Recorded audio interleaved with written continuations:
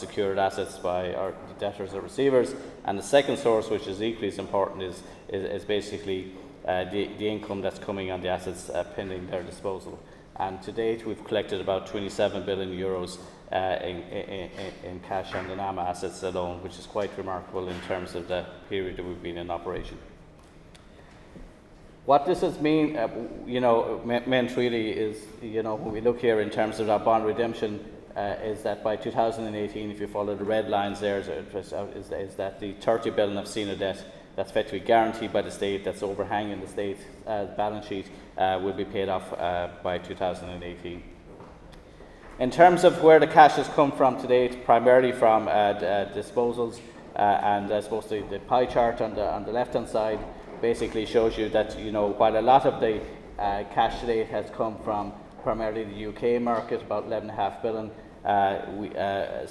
especially over the last 18 months or so, we've been ramping up sales in the Irish market, and to date we've sold about 6.6 billion, 6.7 billion in the Irish market. And I suppose all of you here today who are involved in the industry will see that there was a remarkable pickup, especially late 2013 and 2014, and we've been engaged quite heavily in terms of taking advantage of that market and the cash that's there for investment.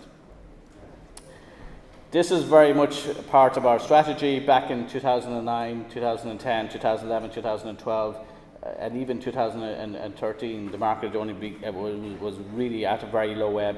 It began to pick up in 2013. We intentionally held back from forcing our debtors to sell that much into the Irish market. We decided to strategically let the market recover, and we concentrate on the sale of overseas assets. And having done that, I think has been the right strategy. 2014 was a remarkable year, almost 5 billion of transactions, and we probably did close to 60% of that. 2015 has started off, in terms of Q1, has been reasonably strong, not as strong as 2014, but we've certainly are taken the lion's share in terms of disposing into that market. I suppose in terms of responding to the market as it improved, we engaged in a number of initiatives. We set up a whole portfolio sales team in-house. We have a loan sales team in-house, and effectively a loan sales strategy going forward will form a bigger part of our business. In terms of what's left in the portfolio, because the contention also has been that you've sold all the good assets and you've nothing good left in your portfolio, and this is basically to disprove that theory. As at the end of 2014, we have between Dublin and London is 63% of the residual assets. Only 20% is what we call outside of Dublin, the rest of Ireland, and I'll give you a further breakdown of that in a moment. But I think on the right hand side, basically is we have ensured that we have maintained a varied group of assets, so that we respond to the market conditions as conditions dictate. So sometimes there's interest in hotel portfolios, other times people are interested in office portfolios, sometimes they're interested in residential.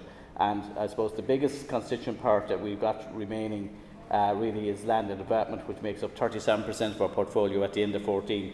But the good news is that the majority of that by value is in two key locations, which are have very strong markets, which is both Dublin and London. In terms of the rest of Ireland, in terms of the portfolio in Ireland at the end of 2014, there's 11 billion left in Ireland, but only 757 million of that is what I would call regional Ireland. And the graph on the right-hand side breaks that down by county. And as you will see, as you come towards the bottom of the graph, most of our Irish assets is based in Dublin, which is 7.7 billion, and then you've got Wicklow, Limerick, Meath, Kildare, Galway and Cork. So we have very little if you go towards the top of the chart in the infamous BMW region. So that really is something that we're not really that concerned about. What are we up to in terms of what we're doing for the day-to-day business? We are obviously very interested in the Dublin Docklands through our secured lending. We have an interest in about 75% of the sites, and to build out all those sites, we estimate we could probably a gross development cost of close to €2 billion. clearly we don't want to put €2 billion in, but if we decided strategically to start that, if we had, because we had very strong cash generation, that we would make that available for funding if we needed to. We clearly don't need that, but I think it's important as a signal to the market that we believe there's a strategic opportunity that we were prepared to do that. And obviously the second objective that we're very interested in is residential delivery, where it's commercially viable. And we're doing a huge amount of activity, and I'll talk about that in a moment. In terms of the SDZ, clearly, rents are rising rapidly. Rents went from the peak level of probably about €55 square foot down to about €27 square foot. They're heading back up towards €50 square foot, and some commentators are predicting they will go to €60 square foot, or even one commentator said to me they might go to €70 square foot. I don't think €70 square foot or even €60 square foot is sustainable for the Irish economy. I think it's very important that there's more office space made available. There's very little Grade A office space in the central business district. There's lots of projects in planning, or some of them are underway, and there's some refurbishments that we're all seeing happening. And I think that will hopefully serve as basically a modifier in the market, and I think that's very important for both the construction industry but also for the economy generally. In terms of some of the key projects that's covered by the SDZ, I mean, some of them here in terms of like Boland's Mill, the receiver has submitted a planning application. That planning should be coming through, we believe, at the end of June. We're involved with Oak Tree and a number of funds like the South Docks funds and the City Development Fund. We're involved with Kennedy Wilson in terms of down in Britain Keys. So, and we also last year ran a sort of innovative tender for a site in North Wall Quay, and the preferred bidder in that is Oxley, a Singapore registered stock exchange listed company. And I think it's very important that foreign capital comes into the economy to build such a big project. This is all the SDZ. The blue line shows what the area covers, and all the individual boxes actually show all the sites that that NAMA has a secured interest in. And in terms of the overall between the SDZ and two sites which are joined SDZ, there's 15 sites which are part of our asset management program, and we have strategies agreed in terms of about 8 of those sites, and strategies on the other 7 sites. The plan is to get them through our board by Q1 next year, so there's an intense amount of work underway. In terms of residential delivery, if you look at the top corner, if you can read it, I mean, it's quite extraordinary really that effectively there's about 3,000 houses, residential houses built in Dublin last year, and NAMA funded through our debtors and receivers 40% of that delivery. And this year so far, it's probably at an equivalent level. There's a huge demand for housing. There isn't too many houses being built, and I suppose that's it's probably it is economically sensible to actually invest money, but the reality is that there's lots of other things operating in the market which are not assisting delivery. We all can talk about the issues around planning and specifications. We can talk about the central bank rules, but you've got a situation at present where there's a huge growth in population. Household formation is still going to be very strong per some research that we commissioned from the ESRI, but effectively there still isn't enough units delivered. And what that is driving, of course, is that it is in driving increased rents, which again is maybe there's a change in terms of the economy that people are going to rent rather than purchase. But I think the Irish people really have an interest in trying to purchase their own home eventually. In terms of residential delivery, as I said, we're involved in a number of initiatives. We're obviously providing funding where it makes economic sense. We're providing asset management in terms of we've got an in-house planning team who tries to work with the debtors and the receivers and the local authorities to try and get planning through the best planning that is achievable. At present, we've secured planning for 5,800 units, and 2,400 of those are currently under construction. And we're working at present, and probably even since the slide is done, it's probably up to about 15,000 units in terms of trying to bring them through the planning stage. We're involved in terms of site sales. In the last 18 months, we sold 69 sites which can deliver 10,300 units. And, you know, it's probably telling that for those 10,300 units, the people that bought them, there's only work underway on about 750 of those 10,300 units. So that's telling you something about the market. Recently, we've been involved with Initiative Receiver in terms of selling sites under license, and we think that's, you know, something new to try to see if it works. And, you know, we all there's a site at present out in Maynooth, which was advertised there recently, which shows that. In terms of social housing, this is another part of our remit. We committed to delivering 2,000 social housing units by the end of 2015. We're well on target towards achieving that. We have about almost 1,300 units delivered as of today, and we've 700 delivered by the rest of the year. It is not an easy thing to do. There's many constituent parts, but effectively, as you see from the map on the right hand side, it effectively covers, you know, the whole of the country. But once those 2,000 units are delivered, that's it in terms of what's available from the NAMA portfolio. And, you know, the only way social housing is going to be delivered after that is effectively under a Part 5 regime. And, you know, the quicker, I suppose, there's clarity around that, the better for everybody who's involved in the industry. Unfinished estates, you know, people were talking about 300,000 vacant units back in 2010. You don't hear too much about that anymore. We are involved at present at the end of the last DOE study, about 229 of the 992 unfinished estates in the country. We are working actively with our receivers and debtors to manage these out. Some of these are becoming more viable as time moves on, and we think that figure will be down to less than 100 at the end of this year, and probably close to zero at the end of 16 at the rate that we've been working through. And I suppose a lot of that comes down to actually agreeing a site resolution plan with the local authority about what can sensibly be done to deal with the situation.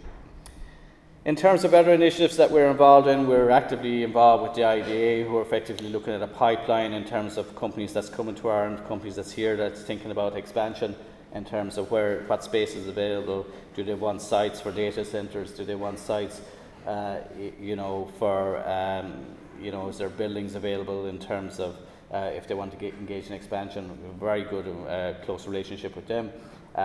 One of the big things that people don't appreciate is that, you know, this crisis has affected everybody, and certainly in terms of the 800 debtors or so who came into NAMA, they have employed about 15,000 people. And we've had to support those businesses to try and get them through the crisis, and they're beginning to come out the other side, which is good for everybody.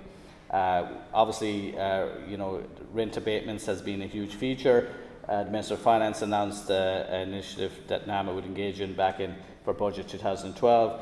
At present, that's costing us about 23 million euros per annum, but we decided that we needed to do it in terms of trying and help business, give them a bit of breathing space to work their way through, and that particularly was so in the retail area. And obviously retail, as the economy improves, you know, is certainly making a recovery. And we've also engaged in terms of longer term restructuring. Some companies have gone into sort of examinership, where effectively that's effectively cost about 40 million. But so there is nothing for free here, you know, but I mean, there's always a cost of something, but sometimes that cost is, you know, is worth it in terms of both our asset management, but also in terms of what's widely beneficial to the economy. In terms of achieving Construction 2020, I think when people will look back at Construction 2020, at least it was the first time that effectively somebody, and the Department of Taoiseach have to be given credit for this, tried to put something together to try and put this structure in to say, you know, what are the issues, can we have work streams, different work streams to look at it, and try to get something to move on. And there's milestones in Construction 2020, and there's active, engagement in terms of trying to do that. And obviously, NAMA as a player in that, you know, but what it boils down to is that you want a viable construction industry. It should be around 10% of your economy. Currently, I think it's around, you know, about 6% of the economy, but most developed economies is about 10 to 12%. But I suppose for a viable construction industry, it needs access to different types of capital, not just debt capital, which was the feature of before the crisis. You have to be able to respond to the market as it changed, And, obviously, the last decade, loads of mistakes were made, not just by a single party in the system, by across the system, and the whole issue of groupthink is certainly something that should never happen again.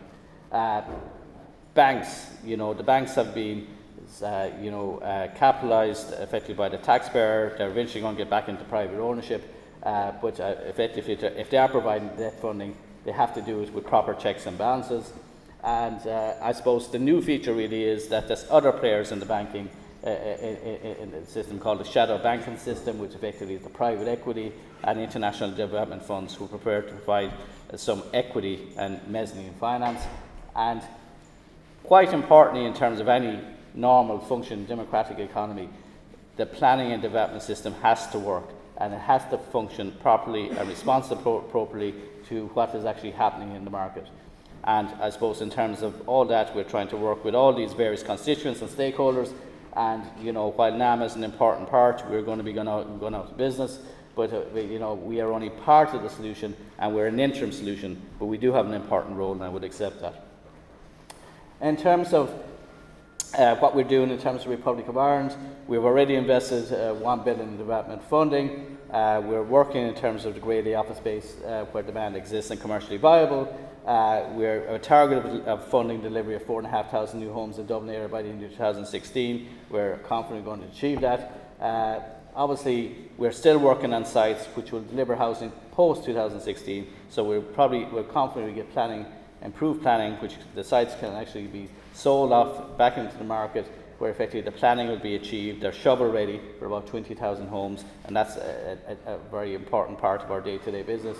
And we're not just Dublin based, we're funding developments all around the country where it makes commercially viable, and everybody here would understand that it's commercially viable probably in the main cities at present, and outside of that really have very small pockets, but that's just a function of the economy as it begins to recover.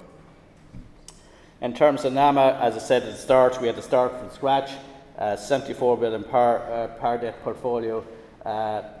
It's not an easy task to acquire that with about 800 debtors, 5,000 borrowing entities, 60,000 individual property units, and everybody talks about Sweden, but Sweden in the mid-1990s was only 6 billion, so we were 12 times the size of what the Swedes had. We had to create a platform, we had to try and get our hands around the portfolio, and I think the business planning process was important in terms of trying to set out a roadmap of how it would be delivered. And the important thing about that was that it was a point in time, and as the economy improved and as things changed, you had to be able to adapt to be able to deal with that. It's important that NAMA played a role in terms of stimulating and exploiting market recovery, and of course there's different experiences and different markets even within the country, but also outside of Ireland, where 45% of our portfolio was. In terms of looking forward, we have a statutory objective. The Minister's asked us to get 80% of our debt paid by the end of 2016. We have 64% of it paid off as of today. We're well on target to achieving that. We are obviously, in terms of trying to fulfil a function in terms of getting the maximum value out of the portfolio, in terms of the realisation of the portfolio. That's what it's all about. And on top of that, we're trying to ensure that there's great office space for foreign direct investment, which comes into Ireland, and even domestic expansion, and also in terms of helping the residential market. So, NAMA is many things to many different people, but I hope this morning I've showed you that we're trying to do many things at once. But we are here. We're an interim solution. We're not a long-term solution. But hopefully, as the market gets back towards equilibrium and the banking system makes a full recovery, that a more sustainable solution is found for the construction industry. Thank you, folks.